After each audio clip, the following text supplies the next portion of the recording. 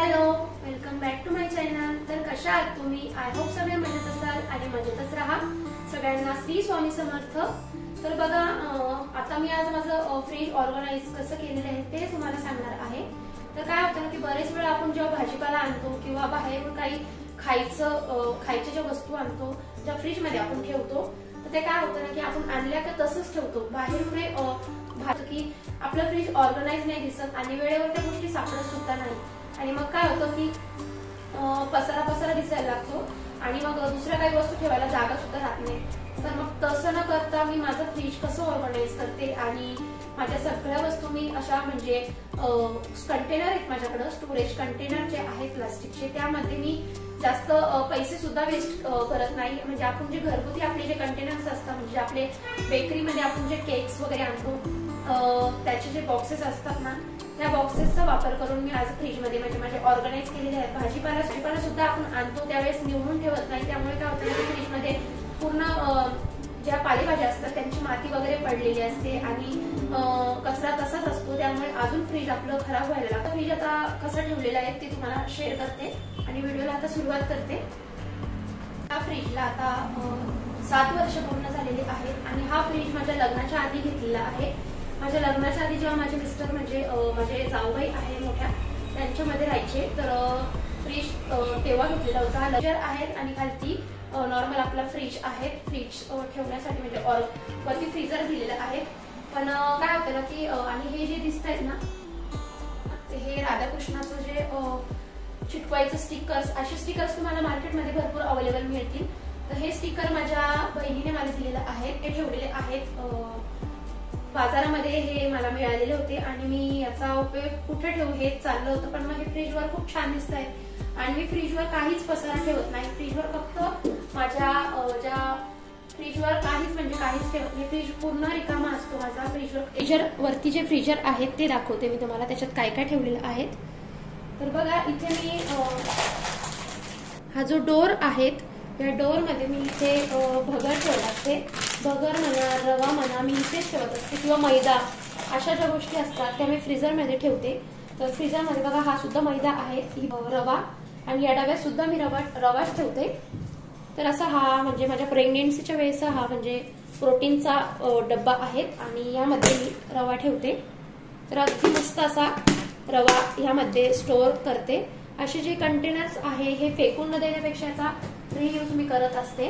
त्यानंतर बघा, बाकी इथे काहीच नाहीये। बाकी हे जे आपले दरवेळेस जे बर्थडे वगैरे करतो त्यामध्ये हे जे आपण हे जे आणतो चाकू कटिंग, तर हे इथे ठेवते आणि ही चावी आहे, ही चावी पण फ्रीजची इथेच असते। त्यानंतर बघा, पुढचं म्हणजे इथे माझं वरती फ्रीजरमध्ये मी काहीच ठेवत नाही, फक्त वाटाणे ठेवते। हिरवे वाटाणे जे असतात सोलून ठेवलेले ते इथे ठेवत असते, कारण यामध्ये ना वाटाणे बिलकुलही खराब होत नाही। 8-8, 15-15 दिवस म्हणा किंवा 20-25 दिवस का होईना, आपले हे वाटाणे तसले तसे ताजे आणि तसेच राहतात। फक्त तुम्हाला करायच्या वेळेस तुम्ही कोमट पाण्यामध्ये उकळून घेऊ शकतात, अगदी इन्स्टंट लगेच नरम होतात।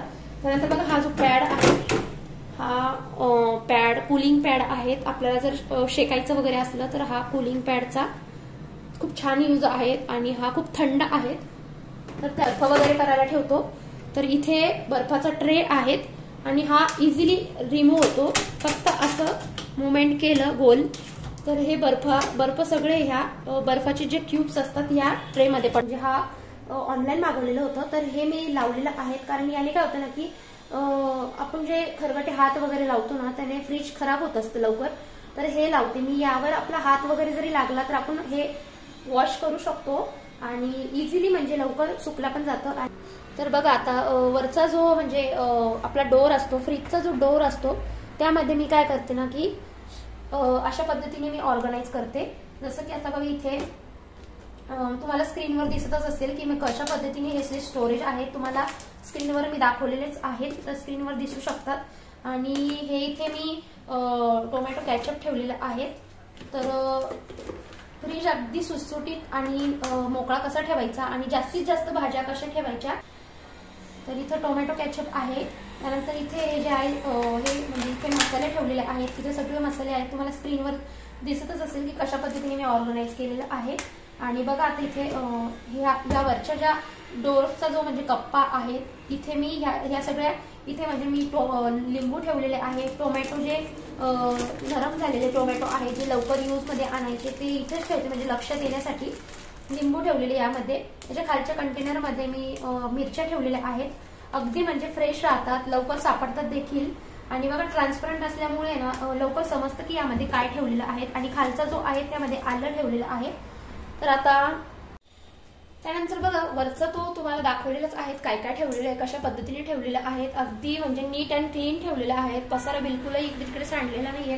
त्यानंतर बघा हा जो खालचे 2 कप्पे आहेत डोरचेच आहेत, त्या डोरवर अंडे वगैरे मी बाहेरच ठेवत असते, अंडे वगैरे शक्यतो कोणी खात नाही, पण अंड्याचे ट्रे वगैरे तर तसेच आहेत, रिकामेच आहेत।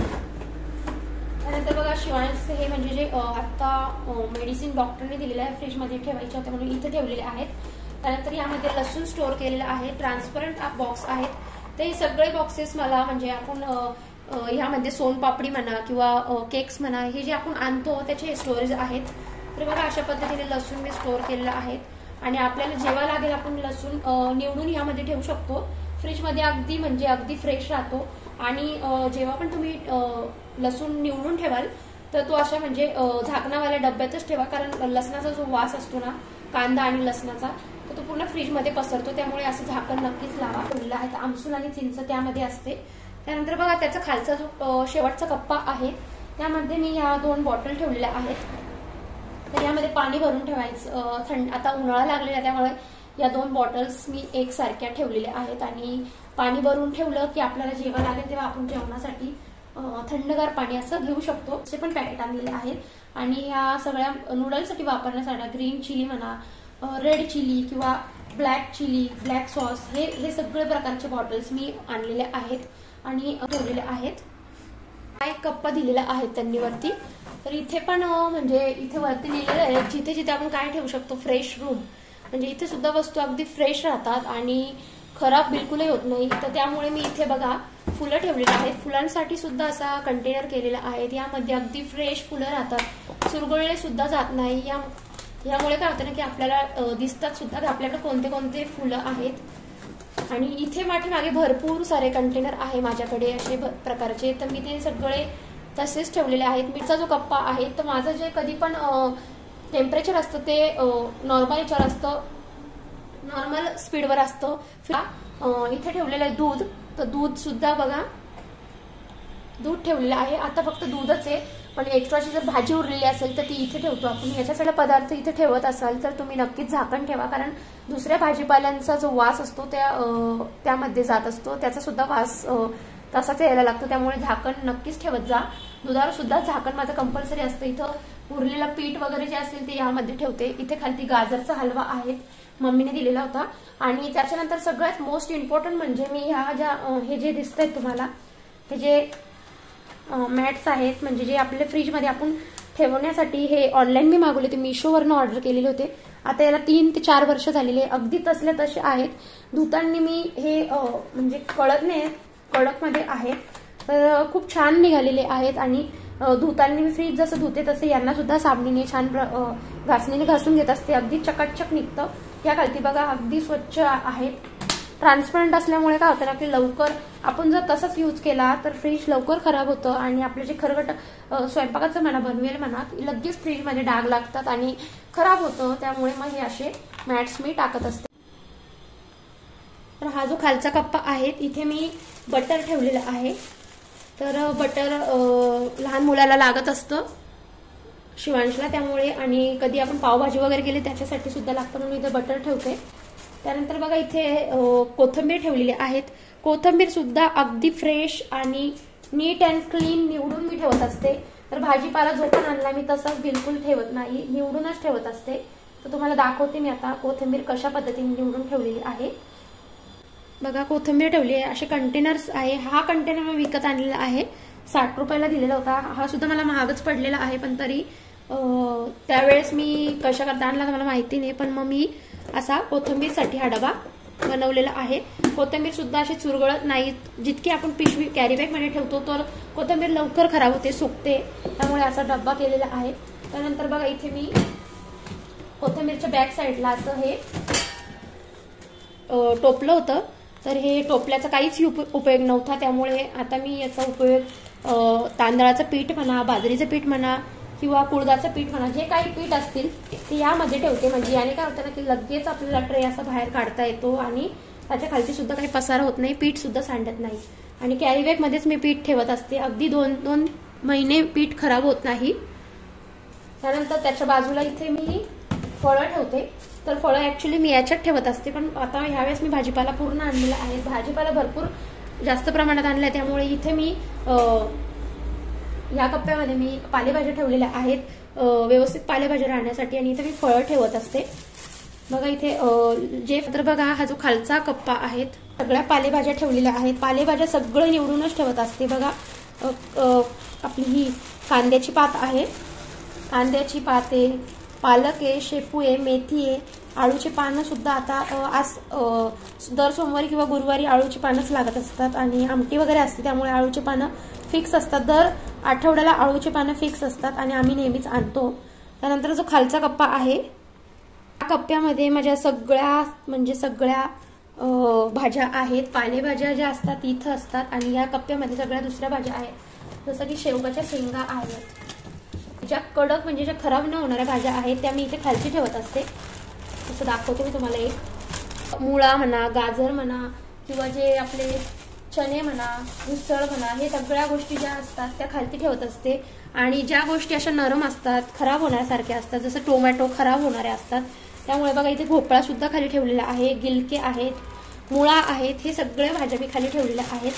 आणि भेंडी, या सगळ्या गोष्टी. आणि नरम गोष्टी ज्या असतात त्या म्हणजे फक्त टोमॅटो असतात, जसं की नरम भाज्या ज्या असतात त्या मी अशा वरती ठेवत असते. ते टोमॅटो मी सगळ्यात वरती ठेवते, म्हणजे लवकर घेता सुद्धा येतात आणि खराब सुद्धा होत नाही, कारण दबले की लगेच खराब होतात. असं प्रत्येक भाजीपाल्याला मी कॅरी बॅग ठेवत असते.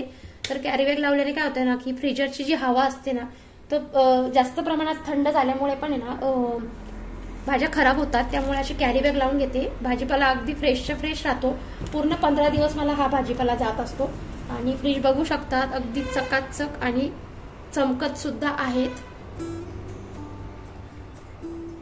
मला ऑर्गनाइज, तर अशा पद्धतीने मी फ्रीज माझं ऑर्गनाइज करत असते. आणि भाज्या वगैरे मी कशा पद्धतीने ठेवल्या ते सुद्धा तुमच्यासोबत शेअर केलेलं आहे.